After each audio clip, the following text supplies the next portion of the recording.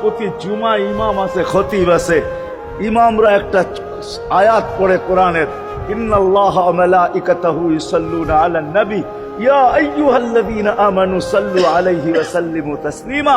এই আয়াত আমাকে অনেক কিছু বোঝায়। ইমাম ওলামারা, আলেম ওলামারা বলবে এই আয়াতে আমাদেরকে দুরূদ পড়ার হুকুম দিছেন, আমিও বলবো দুরূদ পড়ার হুকুম দিছেন। কিন্তু আমার প্রশ্ন আছে এখানে, আমার প্রশ্ন, আল্লাহ আমাদেরকে পড়তে বলতেছেন, ঠিক আছে, আমরা কয়দিনই থাকবো আর কয়দিনই পড়বো? একদিন তো আমরা মারা যাব, তো আপনার বন্ধুর উপরে দুরূদ কে পড়বে?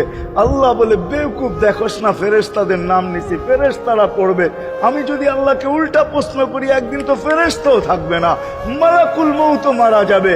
আপনি আরশের নিচে লিখেই রাখছেন, ইন্নী কাতাবতুল মাউতা আলা মান তাহতা আরশি আল্লাযী হাইলা ইয়ামুত ফাহুয়া ফাওকা আরশি। আমার আরশের উপরে যে সে চিরঞ্জীব, যে নিচে আছে, তাকে মৃত্যুর স্বাদ পান করতে হবে। একদিন তো ফেরেশতা মরে যাবে, আমাদের নবীজির উপরে দুরূদ কে পড়বে? আল্লাহ বলে, গন্ড মূর্খ, তুই দেখোস না প্রথম আমার নামটা আল্লাহ লেখা আছে, ইন্নাল্লাহা, আমি আল্লাহ পড়তে থাকবো, আমি আল্লাহ চিরঞ্জীব, আমার বন্ধুর দুরূদ কখনো বন্ধ হইতে দেই না আর দিব না।